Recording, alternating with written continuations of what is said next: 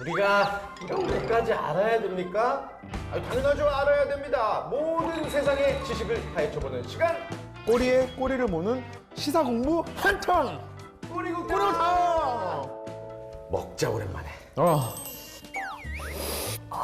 걸쭉해. 국수사리 하나만 더 시켜도 될까요? 시켜. 사장님 그 소면 조그만 한 뭉텅이만 주세요. 깍두기 국물도요. 왜 이렇게 먹고 싶네 갑자기. 꼬리국탕. 예.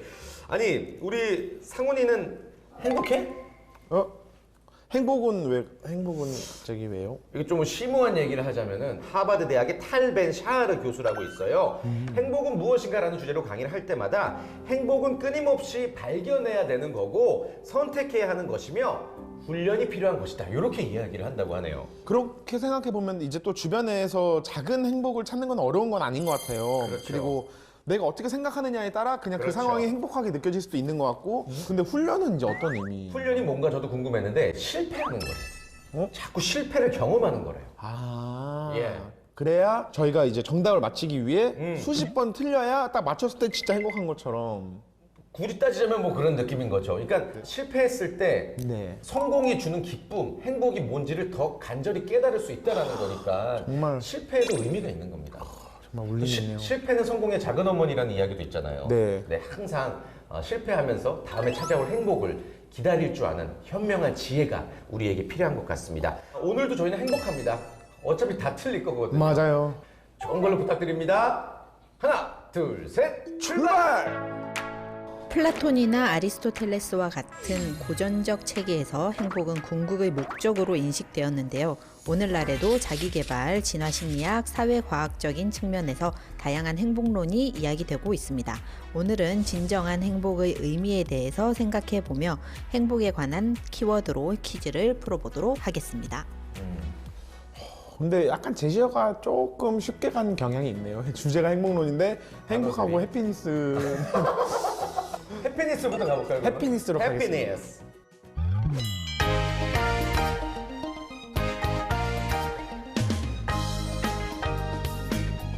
가야금 연주곡인 해피니스는 2006년 발매된 이슬기의 In the Green 카페 음반에 수록된 음악으로 25현 가야금 특색을 적용해 발랄하면서도 행복감을 주는 곡입니다. 이 곡은 KTX 종착역에서 들을 수 있는 정답. 이한이. 정답 이한이. 아니에요? 또 헛다리 짚었네. 이 곡은 KTX 종착역에서 들을 수 있는 음악으로 잘 알려져 있는데요. 이처럼 우리나라 철도에는 다양한 음악이 나오는 편입니다. 전국 주요 지하철에는 차이코프스키, 베토벤은 물론 국악 명인들이 작곡한 아름다운 멜로디가 곳곳에 숨어 있습니다. 지금 듣고 계시는 음악은 서울 지하철 환승 구간에서 흘러나오는 음악인데요. 이 곡의 제목은 무엇일까요? 이별. KTX가 해피니스고. 한 번만 다시 들려주세요.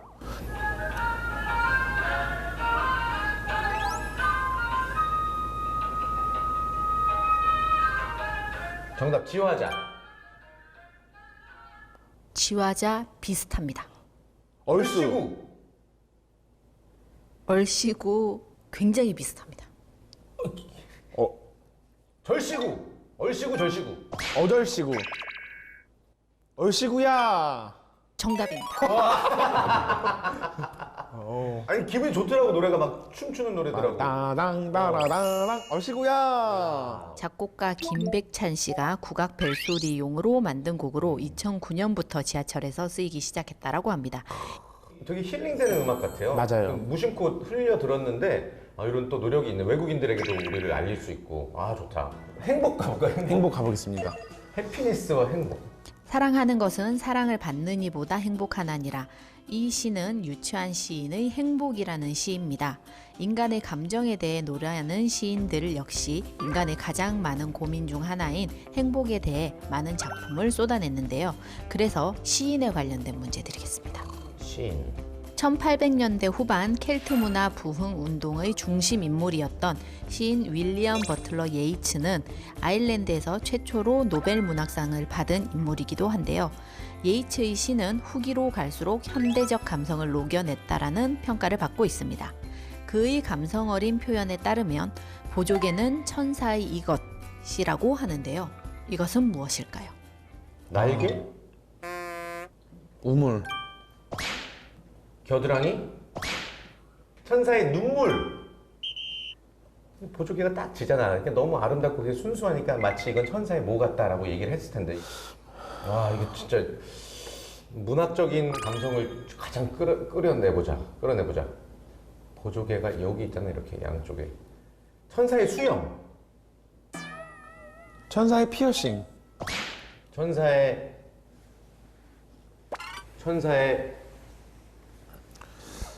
돌림판 쓸까요? 그래. 아유. 진짜 쓸걸. 아유, 오랜만에 일한다. 나 돌려볼게. 네. 하나, 둘, 셋. 문상우링크 동작이다. 이거 잘 나오네, 이게. 일단 제가 걸을 수 있을까요? 쥐가 너무나지. 했습니다.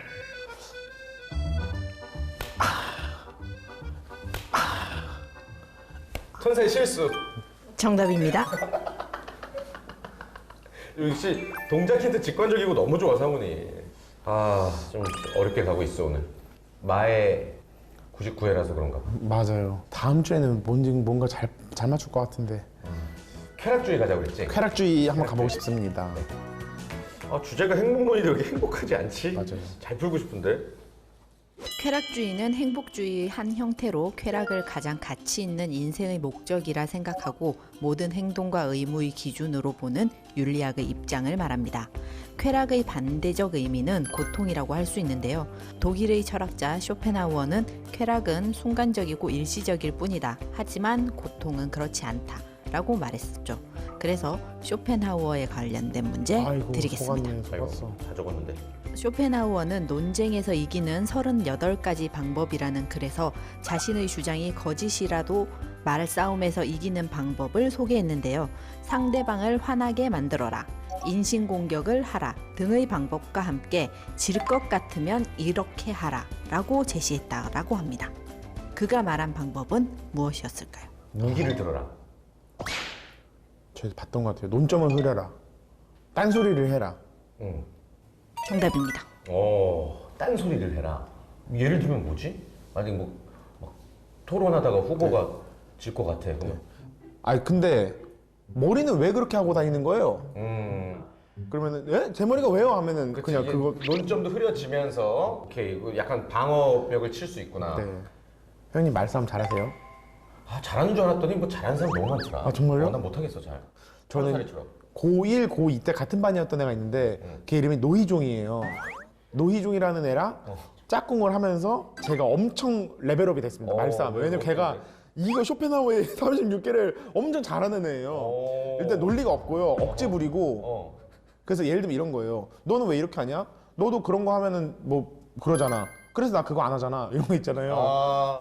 나 생각나는 게 있다. 그 코요테 김종민 네. 형이랑 서울대학교 시대학 출신 UN의 김정훈 씨랑 네. UFO가 있냐 없냐 가지고 토론을 붙은 거야. 네. 근데 김정훈 씨가 진짜 논리적으로 이게 뭐 있을 수 있다 이렇게 막 전문 용어 섞어가면서 말하더라고. 근데 네. 김종민 씨 한마디로 이겼어. 봤어? 봤어요? 없습니다. 이겼어. 나 이거 한번 꼭 읽어보고 싶다. 논쟁에서 이기는 38가지 법. 행복론 가야지. 네, 주제 행복론 가겠습니다. 가야죠. 강의 관련된 문제 드리겠습니다. 아리스토텔레스는 니코마코스 윤리학에서 인간이 사는 목적은 바로 행복 때문이다라고 이야기했는데요. 행복은 그 자체로 추구되어야 할 것으로 보았으므로 당시 그리스에서 중요하게 여겨지던 명예를 비롯해 물질적 행복은 진정한 행복이 아니다라고 보았습니다. 당시 강조했던 행복은 현재와 비교하면 이것에 가까운 것으로 보이는데요.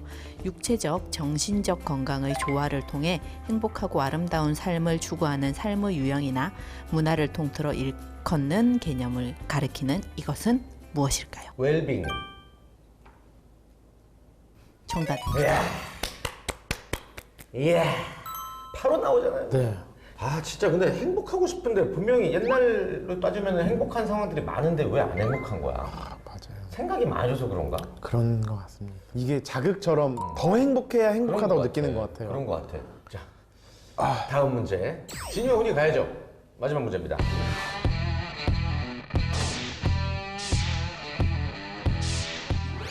대결 진유아 후님 객관식인가요? 객관식 문제입니다. 첫 번째 문제 드리겠습니다. H.O.T의 행복을 리메이크한 가수는 누구일까요? 슈퍼주니어. 1. 슈퍼주니어, 2. 샤이니, 3. 레드벨벳. 하나, 둘, 셋. 아, 이거 우리 때 노래예요. 네. 정답 1번입니다. 와우, 나이스. 행복이라는 제목의 노래를 발표하지 않은 가수는 이수만 불렀어. 1. 이수만, 2. 양희은, 3. 태연. 하나, 둘, 셋. 아이고, 태연 나다. 모르겠다. 태연. 정답 2번입니다. 아, 양희은 선생님 행복 안 했어요? 왜 안 했어요? 세 번째 문제 드리겠습니다. 유치환 씨의 시 행복의 한 구절입니다. 빈칸에 들어갈 말은 무엇일까요? 너와 나의 애틋한 연분도 한 방울 연연한 진홍빛 땡땡땡 꽃인지도 모른다. 진홍빛 땡땡땡꽃. 1번 봉숭아, 2번 진달래, 3번 양귀비. 하나, 둘, 셋. 진달래 같은데. 정답 3번입니다. 양귀비? 양귀비라고요? 이거 불법이잖아요. 유치원 시인 그래 괜찮은 거예요? 유치한 시인 유치장 건 거 아니에요? 죄송해요. 재밌다 너. 죄송해요. 아, 재밌어. 야, 왜 이렇게 재밌어? 대박. 영화 행복에 대한 설명으로 맞지 않는 것은 1번 봄날은 간다로 유명한 허진호 감독의 작품입니다. 2번 2007년 청룡영화제에서 감독상을 수상했습니다. 3번 관객 수 200만을 기록했습니다. 하나, 둘, 셋. 왠지 200만, 나도 100만 정도. 잘 기억이 안 나 이 영화가. 정답 3번입니다. 와우. 맞췄어. 황정민 씨랑 임수정 씨 나왔었던 그런 영화가 네, 있었구나. 공효진 씨랑. 마지막 문제 드리겠습니다. 헌법에 명문으로 행복 추구권을 보장한 국가는 어디일까요? 1. 일본, 2. 미국, 3. 영국. 하나, 둘, 셋. 어렵다. 왠지 그냥 의외로 갈래. 정답 1번입니다. 1번이라서 일본인가요?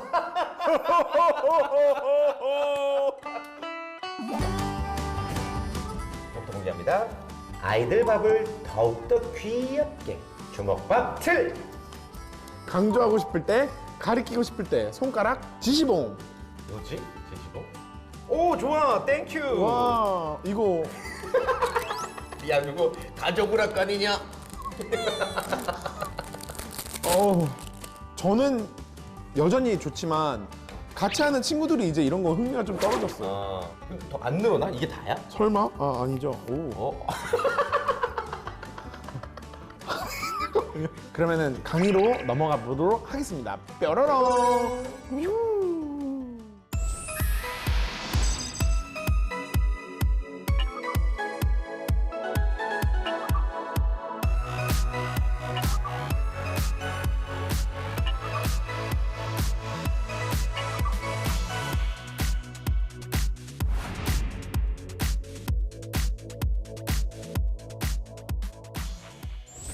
전문가와 함께하는 딥 러닝 시간이 돌아왔습니다. 꼬리에 꼬리를 무는 질문.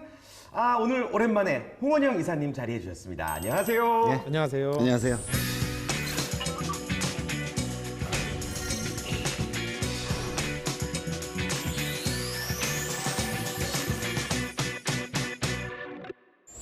오늘 저희를 행복하게 해줄 주제를 들고 오셨다고 들었는데 어떤 내용이죠? 사실 이제 뭐 인류가 뭔가 공부를 한 이래로 제일 많이 관심 두고 있는 주제가 아닐까 싶기도 해요. 뭐 사실 아리스토텔레스 때부터 이 얘기들이 나오거든요. 행복이라는 걸 행복. 주제로 저는 오늘 뭐 행복의 과학 또는 행복의 원리 약간 이런 식으로 좀 여러 가지 관점들을 가지고 접근해 보면서 나에게 맞는 좀 행복 찾기 이런 느낌으로 한번 진행해 보도록 하겠습니다. 이 행복이란 단어는 참 어려운 것 같아요. 그냥 얼핏 생각하면 쉽게 느껴지는데 행복이 뭐야? 너 행복해? 나 행복해? 라고 말할 수 있는 사람 많지 않은 것 같아요.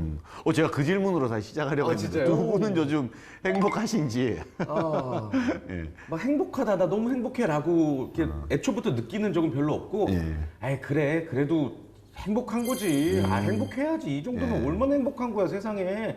이런 식으로 애써 행복을 좀 만들어가는 찾으려 가는 네. 네. 좋은 자세시네요. 그럼 우리 상훈님은? 저는 대체로 행복했던 것 같은데 요즘 조금 다운입니다. 그러면 우리가 이렇게 더 질문을 더 들어가 볼 수 있을 것 같아요.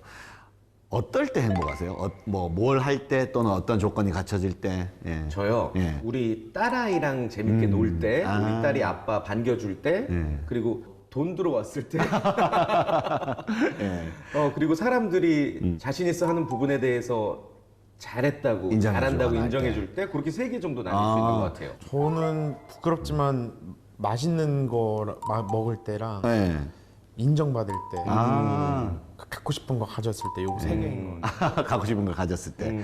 그 에디 디너라는 행복학자는 그 웰빙 행복에 대해서 말했거든요. 음식 먹는 거 이런 거 다 해당돼요. 그러니까 상우님 같은 경우도 행복이 아주 중요한 그 요소이고, 또는 아까 그 얘기했잖아요. 내가 잘하는 것을 또 다른 사람에게 인정받을 때, 그게 또 이제 뭐 긍정심리학, 마틴 셀리그만 박사의 긍정심리학 쪽에서는 그런 부분들을 좀 중요하게 다루거든요. 예. 그래서 오늘은 이제 행복에 대해서 몇 가지 그 접근하는 갈래들, 크게 몇 가지를 좀 얘기해보고, 그 행복한 상태가 뭔지를 일단 정의하고, 어떤 것들이 갖춰졌을 때 인간은 행복해야 하는가, 그것을 이제 정의하면 자연스럽게 그 다음은 그러면 어떻게 해야 그 상태에 도달할 수 있는가, 요 두 가지 질문으로 가겠죠. 조금 더 옛날로 이제 거슬러 가볼게요. 그럼 아리스티포스라는 이런 철학자들은 그 일종의 쾌락주의, 그러니까 내가 원하는 것들을 할 때 사람은 행복해진다라는 거죠. 근데 뭐 그 쾌락이 나쁜 뜻의 쾌락은 아닙니다. 나를 즐겁게 하는 어떤 요소들, 뭐 그런 식으로 좀 주장하기도 했고, 아리스토텔레스 같은 경우는 사실은 그분은 명확하게 얘기를 했어요. 행복해지기 위해서는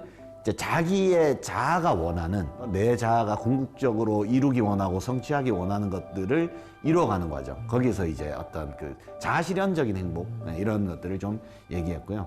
이제 오늘날로 좀 많이 넘어와서 아마도 행복하면은 그 마틴 셀리그만 박사님이 얘기하는 긍정심리학 얘기를 좀 많이 하실 것 같아요. 이런 경우는 자신의 어떤 강점이 최대한 발휘되었을 때 느끼는 어떤 정서적인 충족감, 뭐 이런 것들일 거예요. 긍정심리학자들은 그 행복의 그 여러 가지 조건 중에 SCV, 요거를 이제 얘기했어요. SCV. 네. S는 set 포인트라고 해서 기본값이죠. 기본값. 타고난 유전적인 형질이라고 해야 되나요? 좀 긍정적이고, 그리고 좀 어떤 상태에서도 만족할 줄 알고, 이런 것들이 어느 정도는 사실은 좀 타고나는 본성이 있거든요. 그러니까 그렇게 이제 타고나는 세트 포인트가 S고요. C는 컨디션, 조건이죠, 조건. 뭐 돈, 그 다음에 직업, 어떤 나라에서 태어나느냐, 어떤 학교에 있느냐, 컨디션으로 세팅할 수 있는 것들. 그리고 마지막 V가 이제 볼런터리라고 해서 자기가 자발적으로 바꿀 수 있는 어떤 변동적인 요소입니다. 뭐 자기가 어떤 활동을 하느냐도 해당되겠고, 어떤 뭐 마음을 먹느냐도 해당되겠고. 근데 어느 요소가 제일 비중이 클 것 같습니까? SCV 중에. V 같은데요, 저는? V. 네. 저는 이런 경우는 보통 유전적인 타고난 본성. 오, 딩동댕. 실제로 이게 뭐 꼭 정답은 아닐 수 있어요. 사람마다 다를 수 있지만, 네. 실제로 당신 행복하세요 이런 것들을 이제 조사해 보면 이 긍정심리학자들에 의하면 세트 포인트에 의해서 결정되는 게 50%가 넘는다 그래요. 네. 슬프다. 생각보다 크죠. 네. 그리고 컨디션, 조건적인 것. 이거는 10% 정도를 차지한대요. 컨디션이 생각보다 높진 않더라고요. 그러니까 원하는 직장에 딱 갔다고 막 행복해지고, 원하는 걸 가진다고 꼭 행복해지고, 이거는 의외로 요소가 그러게요. 그렇게 높진 않다는 네. 거죠. 사실 잘 생각해 보면 이 세트 포인트나 컨디션은요, 내 마음대로 하기가 되게 힘들어요. 그죠? 네. 사실은 정말 내가 원하던 직장에 딱 원하는 부서에 원하는 사람과 딱 일했어, 이런 사람은 얼마나 되겠어요. 사실은 여기에서 60% 정도는 내가 바꾸기가 되게 힘든 것들이죠. 그런데 이 40%는 벌린터리라고 해서 내가 바꿀 수 있는 것들인데, 요거는 굉장히 그래도 적지는 않은 요소라고 볼 수 있어요. 그러면은 뭐 그 40%를 어디에 착안해서 바꿀 거냐라고 한다 보면, 긍정심리에서 중요한 것은 강점을 활용하는 데 많이 포커스가 있습니다. 나의 강점을 많이 활용하는데. 그러니까 이 강점이란 게요, 단순히 어떤 사람은 뭐 말을 잘하고 어떤 사람은 뭐 글을 잘 쓰고 이런 것들을 조금 더 넘어서서 공정함이라든가 정의로움이라든가, 아니면은 뭐 봉사하는 정신이라든가, 아니면 어떤 뭐 탁월한 성취욕, 이런 것들이 그 사람 고유의 강점으로 보는 시각이에요. 예를 들어서 내가 어떤 그 되게 공정함, 이런 가치가 되게 큰 사람은 일종의 사회운동 같은 것을 할 가능성이 높고, 그것을 할 때 긍정적인 정서를 충만하게 느낀다라는 거죠. 그러니까 여기에서 중요한 것은 자기 강점을 제대로 잘 보고 파악하는 게 굉장히 중요한 겁니다. 예. 근데 여기서 이제 우리가 던져야 될 질문이 이거예요. 과연 인생의 목적이 행복이 맞나요? 이 질문인 거죠. 근데 사실 우리가 이 강연을 듣거나 이럴 때 인간은 행복해지기 위해서 사는 거 아닙니까? 인생에서 제일 중요한 목적은 행복해지는 거 아닙니까? 이런 얘기를 흔히 주고받아요. 어떻게 생각하세요? 인생의 목적이 행복이 맞는 것 같으세요? 그렇게 듣고 보니 또 아닌 것 같기도 하고. 한번 왠지 또 아닌 것 같다는 얘기를 할 수도 있는데 저는 이 질문을 한번 던져볼 필요는 있다고 생각해요. 예. 인간이 행복해지기 위해서 태어났는가? 그러면 내가 지금 만약에 행복하고 있다고 느끼지 않는다면 내가 인간으로서의 어떤 목적을 성취하지 못하고 있는 거잖아요. 그러니까 행복은 굉장히 인생에서 중요한 요소지만 행복이 꼭 인생의 목적 그 자체는 저는 아니다라고 생각하는 면이 있어요. 근데 여기에 이제 단순히 저만의 생각이 아니라 이런 관점을 가진 행복학자들도 있습니다. 그게 뭐냐면 이제 진화심리학적인 관점에서는 행복을 인생의 목적이 두지 않아요. 예. 그 행복의 기원이라는 책에서 제가 좀 여러 가지를 좀 참조를 했는데 보면 이제 진화심리학 쪽의 행복의 그 주장은 뭐냐면 인간을 그냥 하나의 동물로 보는 거죠. 예. 진화론에 기반을 두는 거죠, 기본적으로. 그럼 진화론은 결국 뭐겠어요? 궁극적인 어떤 목적은 없다라는 거예요. 모든 생명의 목적과 마찬가지로 인간의 목적 역시 생존이라고 보는 거예요. 그냥 생존하는 게 곧 인생의 목적이다. 그러니까 행복해지기 위해서 태어난 것이 아니라 그냥 태어났으니 생존하는 거다라고 보는 거죠. 그래서 저는 여기에 뭐 100% 동의하는 건 아닙니다. 근데 착안해 볼 관점은 뭐냐면 행복은 목적이 아니라 수단이다라는 거예요. 이게 이제 핵심이거든요. 그게 무슨 말이냐면 예를 들어서 이렇게 한번 볼게요. 다람쥐가 한번 있다고 해봐요. 다람쥐는 어떨 때 행복감을 느끼냐면 제가 다람쥐한테 물어보진 않았지만 다람쥐들은 도토리 되게 좋아하잖아요. 그럼 도토리를 막 먹고 도토리를 쟁여놓으면 얘는 아마 되게 행복할 거라고요. 그러면 도토리를 먹을 때에는 행복감을 느낀다는 거는 얘가 도토리를 먹을 때 행복감을 느끼기 때문에 얘는 계속 도토리를 먹겠죠. 그러니까 얘는 살 수 있는 거예요. 아하. 근데 만약에 그 도토리를 먹는 행위가 너무 괴롭다고 해보세요. 뭐안 먹으려고 하겠죠. 그러다 보면 어떻게 되겠어요? 굶어 죽겠죠. 예. 그래서 여기 진화심리학 쪽에서 제일 주장하는 건 뭐냐면 행복이 생존하기 위한 수단적으로서 인간이 그렇게 설계되어 있다라는 거죠. 그런데 좀 듣다 보면 이게 확 동의된다기보다는 진짜 100%다 그래? 이런 생각도 좀 들 수 있거든요. 예를 들어서 우리 태진님께서 뭐 방송을 하고 이런 것들이 먹고 살기 위해서만 한다. 는 아니죠. 그렇게 보기는 좀 힘들거든요. 네. 예, 저는 여기에도 착안할 점은 있지만 여전히 한계점도 있다 이렇게 봅니다. 마지막 제가 좀 그 설명드리고 싶은 관점 중에 하나는 이제 이 점이에요. 똑같은 사람들이 사는데 어떤 사회는 좀 더 행복한 사회가 있고요. 어떤 사회는 그렇지 않은 사회도 분명히 있어요. 왜 우리 그런 거 있지 않습니까? 국가별로 행복 지수 조사 이런 걸 네. 해보면 분명히 더 행복한 사회나 공동체도 있고 덜 행복한 사회나 공동체도 분명히 있다라는 거죠. 예. 우리나라를 이제 예를 들어서 이제 보자면 우리나라가 사실은 굉장한 나라입니다, 지금. 그 30, 50 클럽이라는 거 혹시 들어보셨어요? 30이란 건 이제 소득 수준 3만 불 이상. 그리고 이제 50은 인구가 5천만 이상이 되는 국가를 뜻해요. 이런 나라에 해당되는 나라들이요. 전 세계에서 단 7개밖에 없습니다. 네, 우리나라가 탑 7에 들어가는 나라예요. 국뽕 좀 올려야 돼요. 그러니까 대단한 거예요, 사실은 이것은. 미국, 일본, 영국, 프랑스, 독일, 이탈리아, 그리고 한국. 국뽕이 차오른다. 네, 눈물이 나요. 눈물이 나죠. 그런데 문제는 이 7개 나라 중에 행복지수는 우리나라가 현저히 떨어집니다. 그렇구나. 예. 행복지수가 높은 나라들 보면 이 7개에 해당되지 않는 나라들이 되게 많아요. 그러니까 북유럽의 뭐 핀란드 이런 나라들 압도적인 행복도가 높은 나라인데 알구조가 좀 단순하죠. 그러니까 그게 가능할 수 있는데 그래서 우리가 핀란드와 직접 비교하기는 힘들다는 거죠, 우리나라는. 그래서 오히려 우리나라는 이 30, 50클럽에 들어가는 나라들과 비교를 해야 되는데 이 7개 나라 중에 압도적으로 행복도가 높은 나라는 독일입니다, 독일. 독일이요? 예. 독일이 그 많은 인구와 그 많은 복잡한 사회 시스템을 가지고도 거의 행복도에서는 행복지수 조사를 해보면 거의 뭐 전 세계에서 탑 수준에 들어가는. 그러면 같은 조건인데 독일은 도대체 뭐가 다르냐? 맥주가 그렇게 맛있나? 이렇게 행복해야지. 여기에서 이제 사회 시스템적인 문제들을 우리가 논의해 볼 수 있습니다. 사실 이것은 이제 당신의 불행은 당연하지 않습니다라는 책에서 우리 김누리 교수님이란 분이 사실은 잘 설명을 해줬어요. 민주주의가 행복을 결정한다라는 거예요. 아하. 어떤 뜻의 민주주의냐면 일상의 영역. 네. 에서 민주적이지가 않은 거예요. 예, 예를 들어서 맨날 그 정치에 막 대통령이 말이야 뭐 민주적으로 해야지 막 이렇게 하는 사람들이 직원들 대할 때는 되게 비민주적으로 대하고 독재적으로 의사결정하고 그런 것들이 일상에 만연해 있는 거예요. 그러니까 이 주장은 뭐냐면 우리나라는 분명히 민주주의를 이루었어요. 그런데 민주주의자 없이 민주주의를 이룬 나라. 일 수도 있습니다. 예, 민주주의자, 내 일상에서 민주주의를 실천하는 사람들, 직원들을 수평적으로 대하고 다수의 의견을 잘 경청하고 토론과 합의를 통해서 더디지만 의사결정해 나가고 이런 훈련들이 우리가 지금 거의 안 되어 있는 거예요. 네. 예. 근데 이 독일 같은 경우에서 그 핵심적인 요소가 이런 이 민주주의 훈련이 일상에서 이제 자리 잡아 있는 것이고 국가 정책적으로도 그것들을 이제 굉장히 많이 지원하는 것이죠. 제일 대표적인 예가 교육입니다. 교육. 우리나라에서 학교 교육의 목적은 적응입니다. 적응. 사회에 잘 적응할 수 있는 사람을 길러내는 것이 우리나라 학교 교육의 일종의 목적이죠. 제 아는 후배 직원 한 분이 정말 자기가 궁금해서 선생님한테 질문을 했대요. 선생님, 수학은 왜 배워야 돼요? 이렇게 수학 선생님한테.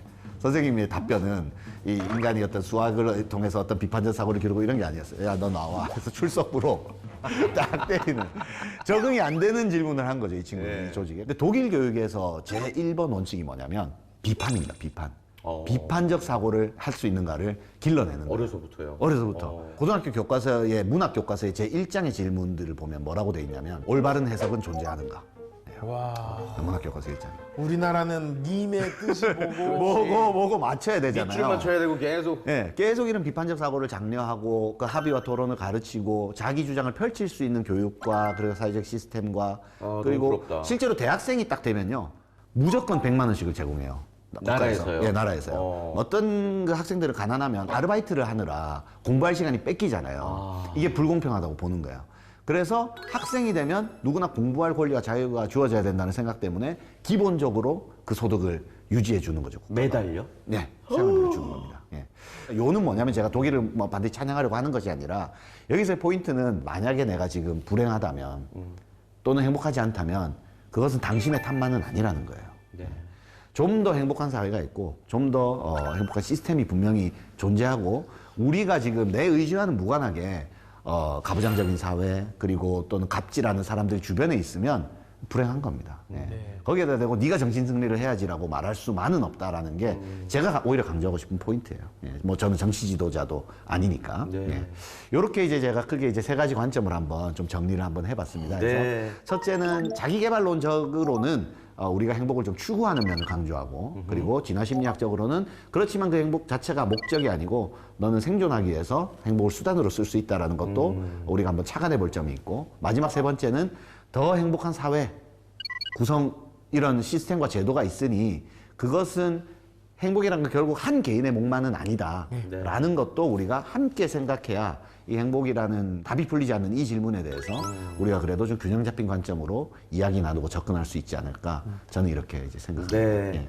뭔가 알쏭달쏭했던 것들이 어느 정도 정리가 되네요. 네. 예, 그리고 앞으로 행복에 대해서 바라보는 자세가 다를 것 같아요. 네, 맞습니다. 예. 오늘 행복해지는 강의 감사합니다. 반갑습니다. 감사합니다. 자, 우리 두기들과 함께했던 시간 여기서 인사드리도록 하겠습니다. 다음 주에도 웃음과 지식을 들고 다시 찾아뵐게요. 여러분 고맙습니다. 안녕. 카메라 어딜 받아야 돼요?